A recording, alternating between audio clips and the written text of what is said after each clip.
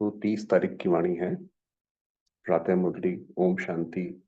बाप दादा मधुबन। मीठे बच्चे, अपनी बैटरी चार्ज करने का ख्याल करो। माना योग से जैसे हमारी बैटरी हमेशा चार्ज रहे, तो बाबा ने कहा उसका ख्याल करो। अपना टाइम पर चिंतन में वेस्ट मत करो। उसने ऐसा किया, इसने वैसा किया, ये वैसा करता है, ये पर चिंतन है, इससे कुछ फायदा नहीं होने वाला। बाबा ने कहा इसलिए उसमें अपना टाइम वेस्ट मत करो। अपनी घोट तो नशा चढ़े। अपना जब हम ज्ञान मनन करते हैं और उसके बाद जो हमें उसका सुख मिलता है, तो वो जैसे कोई और हमें बता दे वो एक अलग बात है, उसमें भी अच्छा लगता है, आनंद आता है। बट अगर अपना ही जब हम ज्ञान मनन करते हैं और उससे कोई ज्ञान का नया पॉइंट मिलता है, तो उसका नशा अलग होता है। तो वो बाबा कह रहे हैं कि अपनी घोट तो नशा चढ़े। अपने ही बारे में सोचो, पर चिंतन नहीं करो कि हम कितने महान आत्मा हैं, तो उसका नशा अलग है। तो वो बाबा कह रहे हैं। प्रश्न है, ज्ञान 1 सेकंड का होते हुए भी बाप को इतना डिटेल से समझाने व इतने समय देने की आवश्यकता क्यों है? क्योंकि आप देखिए कितने 80 वर्ष से ऊपर हो गए और बाबा अभी तक समझा ही रहे हैं। बाबा कह रहे इतना डिटेल में बताने की क्या जरूरत है, जबकि तो ये छोटा सा ज्ञान है, मन मना भाव। क्योंकि ज्ञान देने के बाद बच्चों में सुधार हुआ है या नहीं, ये भी बाप देखते हैं और फिर सुधारने के लिए ही ज्ञान देते रहते हैं। सारे बीज और झाड़ का ज्ञान देते हैं, जिस कारण उन्हें ज्ञान सागर कहा जाता है। अगर 1 सेकंड का मंत्र देकर चले जाएं तो ज्ञान सागर का टाइटल भी ना मिले। अगर बाबा बस इतना ही कह दें कि मन मना भाव भाई मुझे याद करो, तो जो हमारे अंदर जो परिवर्तन आता है, जो हमें ज्ञान सुनने में आनंद आता है, वो भी नहीं आएगा। और फिर बाबा को भी हम ज्ञान सागर कैसे कहेंगे? क्योंकि बाबा ने ये भी बताया कि जो भी ज्ञान है वो संगम युग पर बाबा सारा लुटा देते हैं, खाली हो जाते हैं, है ना? तो इसीलिए ज्ञान सागर का टाइटल भी है कि इतना डिटेल डिटेल में कर करके बाबा ज्ञान सुनाते। ओम शांति। रूहानी बाप बैठ रूहानी बच्चों को समझाते हैं। भक्ति मार्ग में परमपिता परमात्मा शिव को यहाँ ही पूजते हैं। भी आप देखेंगे जितना विदेशों में भी आपको पुराने मंदिर मिलेंगे, उन सब में लगभग आपको शिव बाबा की ही मूर्ति मिलेगी, शिवलिंग ही मिलेगी। बाबा ने कहा यहाँ ही पूछते हैं भक्ति मार्ग में। बल बुद्धि में है कि ये होकर गए हैं। जहां पर लिंग देखते हैं तो उनकी पूजा करते हैं। ये तो समझते हैं शिव परम धाम में रहने वाला है, होकर गए हैं, इसलिए उनका यादगार बनाकर पूजते हैं। वरना फिर लोगों को कैसे पता कि भक्ति अगर किसी की करते हैं तो जरूर उसने आकर कभी कुछ किया होगा, है ना? तो उसने किया है तभी उसकी भक्ति करते हैं। तो बाबा कहते हैं वो जरूर समझते हैं कि भाई कुछ करके गए हैं, है ना? तभी दुखी होते हैं तो भगवान की याद आती है, तो जरूर भगवान से कुछ मिला होगा, इसलिए उनका यादगार बनाकर पूछते हैं। जिस समय याद किया जाता है तो बुद्धि में जरूर आता है कि निराकार है, जो परम धाम में रहने वाला है, उनको शिव कह पूजते हैं। मंदिर में जाकर माथा टेकते हैं, उन पर दूध फल जल आदि चढ़ाते हैं, परंतु वह तो जड़ है। वो तो जैसे अपने भक्ति भाव प्रकट करते हैं, वही दूध चढ़ा दिया। बाबा ने कहा मगर वो तो जड़ है, जो शिवलिंग है वो तो जड़ है, जड़ की भक्ति ही करते हैं। अभी तुम जानते हो वह है चैतन्य। अब जो बाबा हमारे सामने बैठे हैं, जो ये ज्ञान सुना रहे हैं, वो चैतन्य है। उनका निवास स्थान परम धाम है। वह लोग जब पूजा करते हैं तो बुद्धि में रहता है कि परम धाम निवासी है, होकर गए हैं। तब ये चित्र बनाए गए हैं। ये जो चित्र है, ये भी हमने और आपने बाबा के बच्चों ने ही बनाए हैं। कि जब हमें द्वापर में दुख हुआ, क्योंकि आपको पता है सतयुग त्रेता युग में तो भक्ति होती नहीं, तो वहां तो शिवलिंग होगा नहीं। वहां तो विष्णु और राम सीता की राजधानी चलेगी। तो द्वापर में शिवलिंग भी हम ही बनाएंगे कि जरूर भी निराकार शिव हैं, ऐसे ऐसे करके उनका बनाएंगे सारा। तब ये चित्र बनाए हैं जिसकी पूजा की जाती है। ये चित्र कोई शिव नहीं है, उनकी प्रतिमा है। वैसे ही देवताओं को भी पूजते हैं, जड़ चित्र हैं, चैतन्य नहीं है।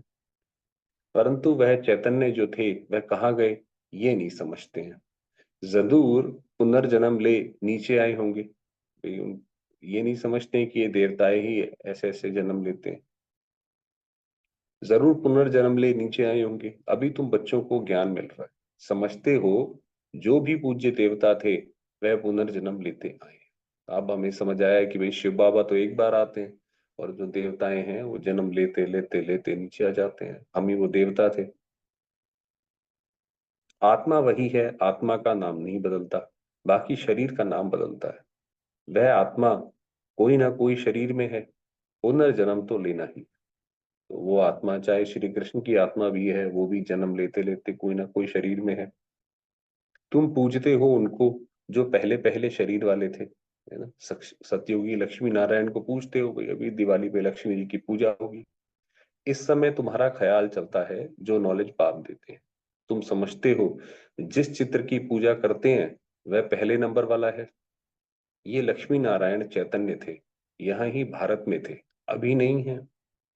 मनुष्य ये नहीं समझते हैं कि वह पुनर्जन्म लेते लेते भिन्न भिन्न नाम रूप से लेते 84 जन्म का पाठ बजाते रहते हैं।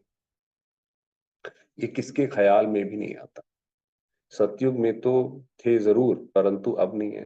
ये नहीं जानते हैं, उनको लगता है अभी भगवान ने अवतार लिया और वो चले गए, चलो वो उन्होंने तो लिया, और बाकी जो उनके साथ थे, उनकी प्रजा थी, वो भी तो अभी होगी ना, वो भी तो जैसे देवता ही होगी। तो उनको नहीं समझ आता है, किसके ख्याल में भी नहीं आता। सतयुग में थे तो जरूर, परंतु अब नहीं है, ये भी किसको समझ नहीं आती है।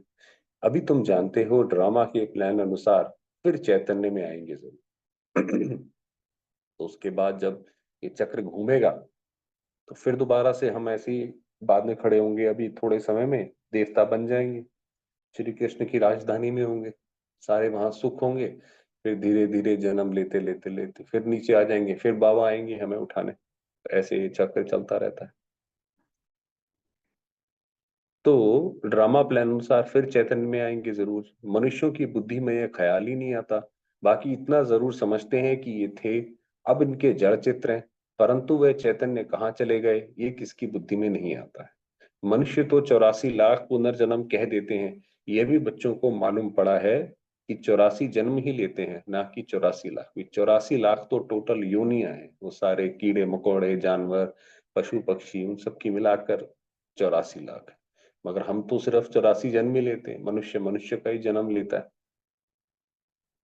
अब जानते हो कि श्री राम की आत्मा तो जरूर पुनर्जन्म लेती रही होगी। वे श्री राम जैसे श्री कृष्ण सतयुग में राज्य करेंगे, श्री राम त्रेता में करेंगे, तो उनकी भी लेती रही होगी। यहाँ इम्तिहान में नापास होती है, भाई श्री राम को दिखाते हैं तीर कमान, ये वो लड़ाई करते करते, जो अभी जो बाबा के बच्चे हैं जो अंत तक भी लड़ाई करते रहेंगे, लड़ाई करते रहेंगे, माना मन उनका हमेशा द्वंद में रहेगा, बाबा को पूरी तरीके से याद नहीं कर पाएंगे, तो वो जैसे श्री राम के उसमें जाएंगे, उनमें से कोई श्री राम बनेगा, तो वो भी लेती रहेगी। यहाँ इम्तिहान में नापास होती है, परंतु कोई ना कोई रूप में होगी तो जरूर ना। यहाँ ही पुरुषार्थ करते रहते हैं, इतना नाम बाला है राम का, तो जरूर आएंगे, उनको नॉलेज लेनी पड़ेगी। अभी कुछ मालूम नहीं पड़ा है तो उस बात को छोड़ देना पड़ता है, भाई अभी बाबा सिर्फ सत्युग की बात करते हैं, तो अभी वो त्रेता की बात नहीं करते हैं कि भाई उनमें राम कौन बनेगा कैसे बनेगा, तो बाबा कहते हैं इसलिए उसको भी छोड़ो। इन बातों में जाने से भी टाइम वेस्ट होता है, इससे तो क्यों ना अपना टाइम सफल करें। तो बाबा कहने का मतलब जैसे बाबा ने पूरा चक्र चलाया, वही अपने लिए चलाते रहो कि मैं आत्मा कैसी थी, जो बाबा ने बोला अपनी घोट तो नशा चढ़े, तो ये चिंतन करो, स्वदर्शन का चिंतन करो। अपनी उन्नति के लिए बैटरी चार्ज करें, दूसरी बातों का चिंतन तो पर चिंतन हो गया, अभी तो अपना चिंतन करना है। हम बाप को याद करें, वह भी जरूर पढ़ते होंगे, अपनी बैटरी चार्ज करते होंगे, परंतु तुमको अपनी करनी है। कहा जाता है अपनी घोट तो नशा चढ़े, अपनी बैटरी अपनी जो खुशी का पारा है वो ऊपर लेकर जाना है। ऐसे ज्ञान का मंथन करो कि मन खुश हो जाए, तो उसको बोलते हैं बैटरी चार्ज करना। तो वो तो हर एक की अपनी स्वयं की जिम्मेवारी है, भाई ऐसे आप चार्ज करो कि आपका मन खुश हो जाए। बाप ने कहा है जब तुम सतो प्रधान थे तो तुम्हारा बहुत ऊंच पद था, आप सोचो कैसी रही होगी वो दुनिया। अब फिर पुरुषार्थ करो, मुझे याद करो तो विक्रम विनाश हो। मंजिल है ना, ये चिंतन करते करते सतो प्रधान बनेंगे। कि भाई अब हम चले, बस पहुंच गए बस बाबा के पास। नारायण का ही सिमरन करने से हम नारायण बनेंगे। अंत काल जो नारायण सिमरे, ये भी एक कहावत है भाई, अंत काल जो स्त्री सिमरे वर योनि खाए। भाई स्त्री को सिमरा, यहीं का सिमरा तो वापस यहीं पे जन्म लेना पड़ेगा। नारायण को सिमरेंगे तो नारायण के पास जाएंगे। तुमको बाप को याद करना है जिससे पाप कटे, फिर नारायण बने। ये नर से नारायण बनने की हाईएस्ट युक्ति है। ऐसे करके हम नर से नारायण बनेंगे, नारी से लक्ष्मी बनेंगे। एक नारायण तो नहीं बनेंगे ना, ये तो सारी डिनाइस्टी बनती है। भाई जो उसमें तो यथा राजा यथा प्रजा, कि जैसा राजा होगा वैसी प्रजा होगी। तो जैसे राजा जो होगा उनका श्री नारायण होंगे, तो प्रजा भी वो मास्टर नारायण होगी, है ना। तो इसलिए हम भी नर से नारायण बनेंगे। बाप हाईएस्ट पुरुषार्थ कराएंगे, तो ये सबसे ऊंचा पुरुषार्थ है, सबसे ऊंचा जीवन का लक्ष्य है कि नारायण बने और नारी लक्ष्मी बने। ये है राजयोग की नॉलेज। सो भी पूरे विश्व का मालिक बनना है। जितना पुरुषार्थ करेंगे उतना जरूर फायदा है। एक तो अपने को आत्मा जरूर निश्चय करो। पहली तो यहाँ से शुरुआत होती है कि सबसे पहले अपने को आत्मा निश्चय करो। कोई कोई लिखते भी ऐसे हैं, फलानी आत्मा आपको याद करती है। आत्मा शरीर के द्वारा लिखती है। आत्मा का कनेक्शन है शिव बाबा के साथ। जैसे ही अपने को आत्मा समझेंगे तो शिव बाबा याद आएगा। तो इसलिए दिन में बार बार अपने को आत्मा समझो। मैं आत्मा फलाने शरीर के नाम रूप वाली हूँ, ये तो जरूर बताना पड़े ना, क्योंकि आत्मा के शरीर पर ही भिन्न भिन्न नाम पड़ते हैं। तो ऐसा नहीं बाबा के सामने बैठे हुए बाबा मैं वो आत्मा हूँ, बाबा को भी तो पूरा परिचय देना पड़ेगा ना। आपस में भी परिचय पूरा देना पड़ेगा। तो शरीर का नाम तो जरूर चाहिए, नहीं तो कारोबार चल ना सके। वरना कारोबार कैसे चलेगा, हम किसी को कैसे पहचानेंगे अगर सारे सिर्फ यही कहते रहे आत्मा आत्मा। तो वो भी जरूरी है। तो यहाँ बाप कहते हैं कि मैं भी ब्रह्मा के तन में आता हूँ टेम्परेरी। उनकी आत्मा को भी समझाते हैं। तो जैसे ब्रह्मा के भी शरीर का नाम रखा ब्रह्मा, तो इनको भी समझाते हैं। मैं इस शरीर से तुमको पढ़ाने आया हूँ, ये शरीर मेरा नहीं है, मैंने इनमें प्रवेश किया है। फिर चले जाएंगे अपने धाम। भाई बाबा ने प्रवेश किया, उसके बाद पढ़ा के चले जाते हैं अपने वापस धाम। मैं आया ही हूं तुम बच्चों को ये मंत्र देने। ऐसे नहीं कि मंत्र देकर चला जाता हूं, नहीं। बच्चों को देखना भी पड़ता है कि कहाँ तक सुधार हुआ है। फिर सुधारने की शिक्षा देते रहते हैं। तो बाबा जब आते हैं तो ये भी देखते हैं कितनी बार अव्यक्त वाणियां चलती हैं, उसके अंदर बाबा बताते हैं कि भाई आज बाबा ने ऐसा देखा, 3 तरीके के बच्चे देखे। फिर उसमें शिक्षा भी देते हैं कि ऐसे बच्चे ये करें, ये इस तरह के बच्चे ये करें। तो बाबा देते रहते हैं सुधारने की शिक्षा। सेकंड का ज्ञान देकर चले जाएं तो फिर ज्ञान का सागर भी ना कहा जाए। अगर बाबा सिर्फ इतना चले दे के चला जाए तो ज्ञान सागर कौन कहेगा। कितना समय हुआ है तुमको समझाते ही रहते हैं, झाड़ की भक्ति मार्ग की सब बातें समझने की डिटेल है। डिटेल में समझाते हैं। होलसेल माना मन मना भाई। डिटेल तो जैसे बाबा बताते हैं, ऊपर भी बताया कि ऐसे ऐसे तुम जन्म लोगे, और सारा ज्ञान समेटना हो तो मन मना भव। परंतु ऐसा कहकर चले तो नहीं जाएंगे, पालना भी करनी पड़े। पालना देख रेख भी करनी पड़ती है, मदद भी करनी पड़ती है। कोई कोई बच्चे नहीं कर पाते हैं तो उनको मदद भी देनी पड़ती है। कहाँ है, हाँ। परंतु ऐसा कहकर चले तो नहीं जाएंगे। कई बच्चे बाप को याद करते करते फिर गुम हो जाते हैं। फलानी आत्मा जिसका नाम फलाना था, बहुत अच्छा पढ़ता था, स्मृति तो आएगी ना। पुराने पुराने बच्चे कितने अच्छे थे, उनको माया ने हप कर लिया। शुरू में कितने आए, फट से आकर बाप की गोद ली, भट्टी बनी। जब पहले बाबा के तन में आए तो ब्रह्मा बाबा को देख के श्री कृष्ण का साक्षात्कार होता था। तो कितने ही भाई बहन जो है यज्ञ में आ गए, समर्पित हो गए, बाबा के साथ आ गए। मगर धीरे धीरे धीरे वापस चले गए। भट्टी बननी थी, इसमें सबने अपना लक आजमाया।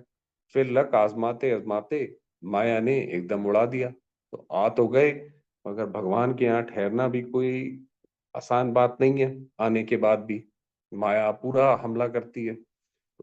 कई उसमें से चले भी गए, एकदम उड़ा दिया, ठहर ना सके। फिर 5,000 वर्ष के बाद भी ऐसे ही होगा, फिर 5,000 होगा, दोबारा होगा। कितने चले गए, आधा झाड़ तो जरूर गया। मतलब आप सोचो आधे लोग चले गए। कितने बाबा के पास 400 थे, इसका मतलब आए 800 थे, 800 में से 400 चले गए। भल झाड़ वृद्धि को पाया, परंतु पुराने चले गए। समझ सकते हैं उनसे कुछ फिर आएंगे जरूर पढ़ने, ये भी हो सकता है इसमें से कुछ दोबारा भी आए। स्मृति आएगी कि हम बाप से पढ़ते थे और सब अभी तक पढ़ते रहते हैं, हमने हार खा ली है। फिर मैदान में आएंगे, बाबा आने देंगे, फिर भी भल आकर पुरुषार्थ करें। वो वापस आते हैं, तभी बाबा कहते हैं चलो कोई बात नहीं, आप पुराना भूलो, दोबारा नया स्टार्ट करो, कुछ ना कुछ अच्छा पद मिल जाएगा। बाप स्मृति दिलाते हैं, मीठे मीठे बच्चे, मामेकम याद करो तो पाप कट जाएंगे। एक बाबा को याद करो तो पाप कट जाएंगे। अब कैसे याद करते हो? क्या ये समझते हो कि बाबा परम धाम में है? नहीं, बाबा तो यहाँ रथ में बैठे हैं भाई। जब बाबा ज्ञान सुना रहे हैं तो बाबा का सामने ध्यान रहेगा। इस रथ को, इस रथ का सबको मालूम पड़ता जाता है, ये है भाग्यशाली रथ। ये जो ब्रह्मा बाबा का रथ है वो भाग्यशाली है, इनमें आया हुआ है। भक्ति मार्ग में तो उनको परम धाम में याद करते थे, परंतु ये नहीं जानते थे कि याद से क्या होगा। भगवान को याद तो करते हैं, भक्ति मार्ग में अभी भी करने की कोशिश करते हैं, जो अपने तरीके से करते हैं, मगर ये नहीं पता कि उस याद से क्या मिलेगा। वो तो सोचते हैं भगवान से थोड़ा मोड़ा पैसा मिल जाए, ये मिल जाए, उतना ही काफी है। ये नहीं पता उन्हें। तो याद से क्या होगा? अभी तुम बच्चों को बाप खुद इस रथ में बैठ श्रीमत देते हैं, इसलिए तुम बच्चे समझते हो बाबा यहाँ इस मृत्यु लोक में पुरुषोत्तम संगम युग पर हैं। तुम जानते हो हमको ब्रह्मा को याद नहीं करना है, हमें किसी भी देहधारी को, यहाँ तक कि ब्रह्मा बाबा को भी याद नहीं करना है। बाप कहते हैं मामेकम याद करो, मैं इस रथ में रहकर तुमको ये नॉलेज दे रहा हूँ, अपनी भी पहचान देता हूँ, मैं यहाँ हूँ। आगे तो तुम समझते थे परम धाम में रहने वाला है, होकर गया है, परंतु कब ये पता नहीं था। शिवरात्रि मनाते तो हैं कि भी भगवान जी कभी नीचे आए होंगे, शिव जी कभी नीचे आए होंगे, मगर ये नहीं पता वो कहाँ से आए, क्या करके गए। पर अब हमें पता पड़ गया है, पहले तो हम यही समझते थे। होकर तो सब गए हैं ना, जिनके भी चित्र हैं अभी वह कहाँ हैं ये किसको पता नहीं है। जो जाते हैं वह फिर अपने समय पर आते हैं, भिन्न भिन्न पार्ट बजाते रहते हैं। स्वर्ग में तो कोई जाते नहीं, बाप ने समझाया है। स्वर्ग में जाने के लिए तो पुरुषार्थ करना होता है, ऐसे थोड़ी इस वक्त तो हर मनुष्य जो है गड़बड़ काम कर रहा है, पाप कर रहा है, कैसे ना कैसे कहीं बिजनेस में कर रहा है, काम धंधे में कर रहा है, और ये थोड़ी मरने के बाद वो स्वर्ग में चला जाएगा। इस स्वर्ग में जाने के लिए तो पुरुषार्थ करना पड़ेगा। तो बाबा ने कहा कोई नहीं जाता वहां पे, और पुरानी दुनिया का अंत, नई दुनिया की आदि चाहिए, जिनको पुरुषोत्तम संगम युग कहा जाता है। तब तो स्वर्ग आएगा ना, जब पुरानी दुनिया खत्म होगी नई दुनिया आएगी। तो ये ज्ञान अभी तुमको है। मनुष्य कुछ नहीं समझते, वो तो जो मर्जी मन में आया बोल देते हैं। समझते भी हैं शरीर जल जाता है, बाकी आत्मा चली जाती है। तो अब कलयुग है तो जरूर जन्म कलयुग में ही लेंगे। सतयुग में थे तो जन्म भी सतयुग में लेते थे। ये भी जानते हो आत्माओं का सारा स्टॉक निराकारी दुनिया में होता है। ये तो बुद्धि में बैठा है ना। फिर वहां से आते हैं यहाँ शरीर धारण कर जीवात्मा बन जाते हैं। फिर हम आत्माएं सारी वहां बैठी रहती हैं, समय आता है तो नीचे आ जाते हैं, शरीर धारण कर लेते हैं। सबको यहाँ आकर जीवात्मा बनना है। तो वहां से तो ऐसा कोई नहीं कि परम धाम में कोई भी आत्मा बच जाए, सारी एक एक करके नीचे आती है।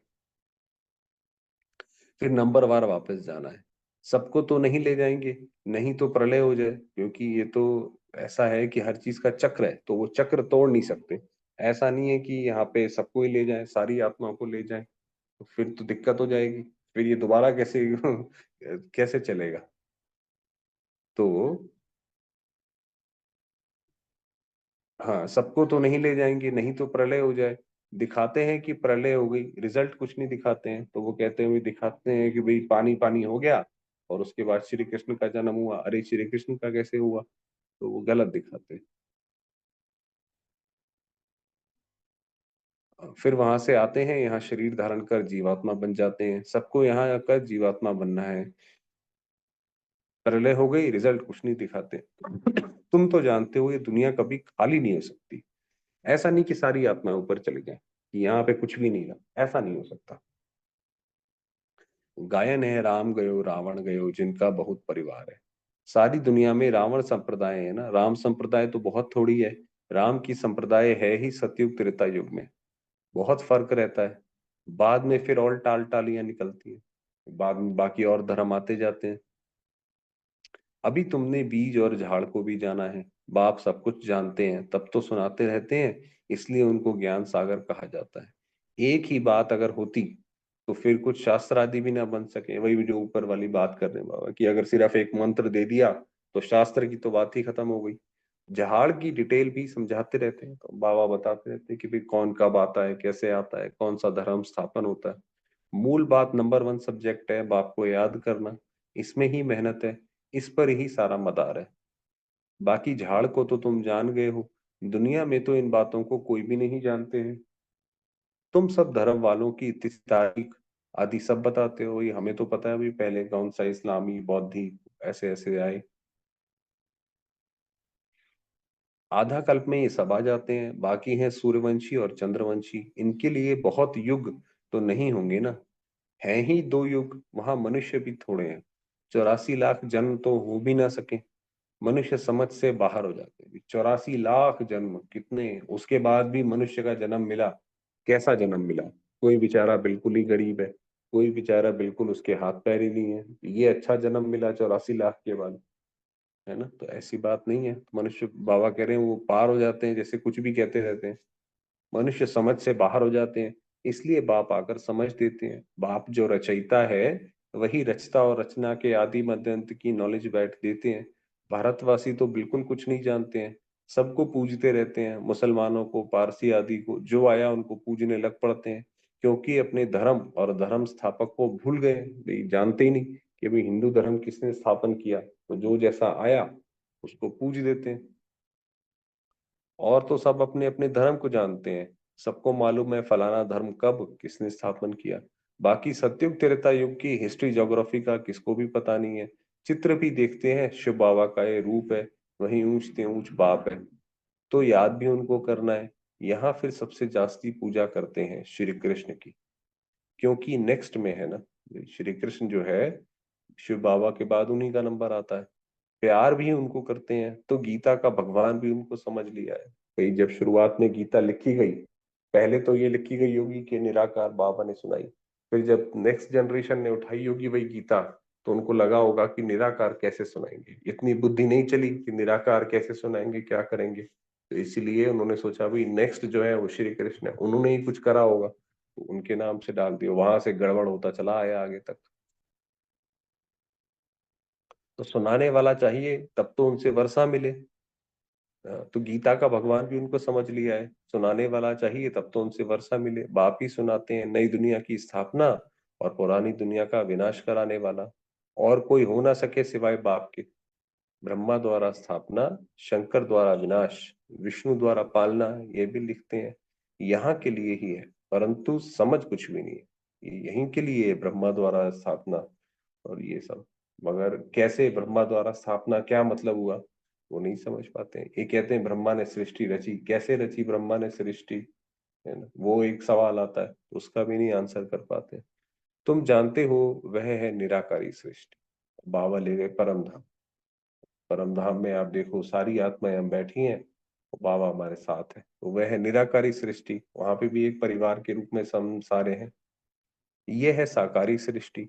सृष्टि तो यही है, यहाँ ही राम राज्य और रावण राज्य होता है। महिमा सारी यहाँ की है। अभी ये जो आप देखो ये दुनिया में इस वक्त लोग कैसे एक दूसरे को लूटने, नुकसान करने में लगे रहते हैं। तो जैसे रावण राज्य, रावण के राज्य में क्या था, असुर थे, ये असुर है यहाँ पे, सारे दुख देते रहते हैं। महिमा सारी यहाँ की है। बाकी सूक्ष्म वतन का सिर्फ साक्षात्कार होता है, सूक्ष्म वतन जहाँ पे ये लाइट का शरीर होता है, तो बाबा कहते हैं वो तो बस साक्षात्कार कराने की जगह है समझो। मूल वतन में तो आत्माएं रहती हैं, फिर यहाँ आकर पाठ बजाती हैं। बाकी सूक्ष्म वतन में क्या है, ये चित्र बना दिया है जिस पर बाप समझाते हैं। तो ये जो ब्रह्मा का साक्षात्कार कराते हैं, त्रिमूर्ति ब्रह्मा का या बाबा का कमल आसन पे बैठे हुए, तो वो वहां का साक्षात्कार होता है। तुम बच्चों को ऐसा सूक्ष्म वतनवासी फरिश्ता बनना है। तो हम सबके भी जो लाइट के शरीर वहां पर है, तो हमें भी वो जल्दी जल्दी अपना लाइट का शरीर धारण करना है। फरिश्ते हड्डी मांस बगैर होते हैं, फरिश्ते हड्डी मांस बगैर होते हैं, मतलब उनका लाइट का शरीर होता है। तो वही हमें भी धारण करना है कि भाई ये शरीर नहीं याद करना, हमेशा मेरा लाइट का शरीर है। कहते हैं ना, दधीची ऋषि ने हड्डियां भी दे दी, बाकी शंकर का तो गायन कहाँ है नहीं। ब्रह्मा विष्णु का मंदिर है, शंकर का कुछ है नहीं, तो उनको लगा दिया है विनाश के लिए। ये शंकर के लिए कहते हैं विनाश के लिए, तो वास्तव में वो क्या है विनाश? हमारा ही अंतिम जो स्वरूप है, कि उनके गले में जो सांप दिखाया कि भाई डर खत्म हो गया, भय खत्म हो गया, है ना। तो और तीसरी आंख खुली, मतलब हम पूरी तरीके से अपने आप को आत्मा देखने लगे, तो वो जब सब हुआ तो विनाश हो गया, शंकर द्वारा विनाश हो गया। शंकर का कुछ है नहीं, तो उनको लगा दिया है विनाश के लिए। बाकी कोई ऐसे आंख खोलने से विनाश करता नहीं है, कि ऐसे नहीं उनकी तीसरी आंख से विनाश हो गया। उसका ज्ञान का अर्थ है, उसका उन्होंने बिल्कुल ही लिटरल समझ लिया कि भाई ये जरूर उनकी तीसरी आंख है। देवताएं फिर हिंसा का काम कैसे करेंगे? देवता जो है, असुर और देवताओं में फर्क ही यही है कि वो हिंसा नहीं करते हैं, तो वो कैसे हिंसा करेंगे? बाकी देवताएं फिर हिंसा का काम कैसे करेंगे? ना वह करते हैं ना शिव बाबा ऐसा डायरेक्शन देते हैं। डायरेक्शन देने वाले पर भी आ जाता है ना, भाई शिव बाबा अगर डायरेक्शन दे तो भाई कराया तो बिना शिव बाबा ने, तो ऐसा नहीं है। कहने वाला ही फंस जाता है। वह तो शिव शंकर को ही इकट्ठा कर देते हैं, दुनिया में तो उनको पता ही नहीं भी शिव अलग है शंकर अलग है। अब बाप भी कहते हैं मुझे याद करो, मामे कम याद करो। ऐसे तो नहीं कहते शिव शंकर को याद करो, पतित पावन एक को ही कहते हैं। भगवान अर्थ सहित बैठ समझाते। ये जो अर्थ सहित शब्द बोला, ये दुनिया में अर्थ सहित कोई नहीं समझाता। जो भी बताएंगे वो अपने हिसाब से थोड़ा मोड़ा बताएंगे। ये कोई जानते नहीं है कि ये चित्र देख मूंज पड़ते हैं, अर्थ तो जरूर बताना पड़े। समझने में टाइम लगता है, कोटों में कोई विरला निकलता है। बाबा ने देखो ये गीता के आगे वर्षन बोले हैं, मैं जो हूँ जैसा हूँ, कोटों में कोई ही मुझे पहचान सकते हैं, करोड़ों में कोई पहचान सकते हैं। तो हम करोड़ों में वो आत्मा तो बन गए, विशेष आत्मा तो बन गए कि हमने बाबा को पहचान लिया। तो ये गीता के अक्षर हैं, वो दोबारा बाबा ने रिपीट करे कि मुझे कोई पहचान पाता है, तो वो कोई आत्मा है। अच्छा, मीठे मीठे से खिलते बच्चों प्रति माता पिता बाप दादा का याद प्यार और गुड मॉर्निंग। रूहानी बाप की रूहानी बच्चों को नमस्ते। हम रूहानी बच्चों की रूहानी बाबा को याद प्यार और नमस्ते। धारणा के लिए मुख्य, किसी भी बात के चिंतन में अपना समय नहीं गंवाना। बस पर चिंतन में नहीं, जो जैसे बाबा ने पूरा मुरली चलाई, पूरा ड्रामा का राज बताते रहे, उसी चिंतन में रहना है, अपनी मस्ती में रहना है। स्वयं के प्रति चिंतन कर आत्मा को सतो प्रधान बना। वही कि भाई मैं आत्मा परंधाम में कैसी थी, तो मैं आत्मा फिर सतयुग में कैसी थी, उसी चिंतन में रहना है। नर से नारायण बनने के लिए अंत काल में एक बाप की ही याद रहे, एक बाप ही याद रहे। इस हाईएस्ट युक्ति को सामने रखते हुए पुरुषार्थ करना है कि अंत में जब मेरा शरीर छूटे तो एक बाबा की याद रहे, ये पुरुषार्थ करो। उस वक्त ये इधर का उधर का कुछ याद ना आए। मैं आत्मा हूं, इस शरीर को भूल जाना है। वरदान दिया है, शरीर को भूल जाना है। बाबा ने बताया ना कि वो फरिश्ता ड्रेस याद रखनी है, कि मेरी तो वो वाली ड्रेस है। दाता की देन को स्मृति में रख, सर्व लगावों से मुक्त रहने वाले आकर्षण मुक्त भव। कई बच्चे कहते हैं इनसे मेरा कोई लगाव नहीं है, परंतु इनका ये गुण बहुत अच्छा है। भाई कोई व्यक्ति विशेष है, हम कहते हैं भाई उनके साथ हमारा ना लगाव नहीं है, बस बात करना अच्छा लगता है, देखो इनका गुण कितना अच्छा है ना। या इनकी सेवा में विशेषता बहुत है, भी इतनी अलग तरीके की सेवा कर सकते हैं। लेकिन किसी व्यक्ति या वैभव की तरफ बार बार संकल्प जाना भी आकर्षण है। अंत में जब शरीर छोड़ेंगे तो नहीं भूल पाएंगे, उसका याद आएगी। किसी की भी विशेषता को देखते, गुणों को व सेवा को देखते, दाता को नहीं भूलो।